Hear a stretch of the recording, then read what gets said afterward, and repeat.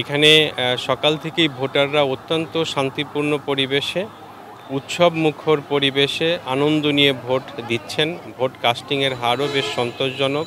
প্রশাসনের পক্ষ থেকে, রিটার্নিং অফিসারের পক্ষ থেকে এই নির্বাচনটিকে সর্বোচ্চ পর্যায়ে নিরপেক্ষ, সুষ্ঠু, অবাধ করার জন্য সকল রকম কার্যক্রম গ্রহণ করা হয়েছে।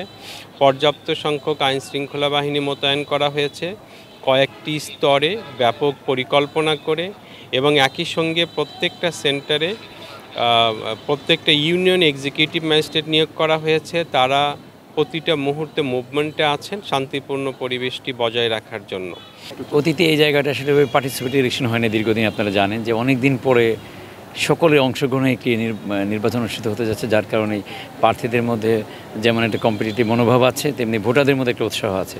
যদিও সকালে একটু বৈরী ওয়েদার ছিল, এখন আমি জেলা পরিষদ মহোদয় সহ আমরা যে কেন্দ্র দুটি বুথ ভিজিট করলাম, এখানে সন্তোষজনক প্রায় 15% উপরে ভোট কাস্টিং ইতিমধ্যে হয়ে গেছে। তো ভোটারদের কাছে আমাদের মেসেজ হচ্ছে একটাই, একটি অবাধ ও সুষ্ঠু নিরপেক্ষ নির্বাচন কমিশন করতে বদ্ধপরিকর, সরকার করতে বদ্ধপরিকর। যে গুরু দায়িত্ব আমাদের উপর অর্পিত হয়েছে, সে দায়িত্ব আমরা যথাযথভাবে পালন করছি, এবং ভোটারদের নিরাপত্তার জন্য র্যাব, বিজেপি, আমাদের এক্সিকিউটিভ ম্যাজিস্ট্রেট মহোদয়গণ, জুডিশিয়াল ম্যাজিস্ট্রেট সহ অন্যান্য সকল ফোর্সেস, আনসার আছে, সবাই মিলে আমরা কাজ করছি। আশা করছি নিরাপত্তার কোনো ঘাটতি হবে না, ভোটাররা যেন স্বতঃস্ফূর্তভাবে ভোট দিতে, তার অধিকার প্রয়োগ করতে তিনি আসেন।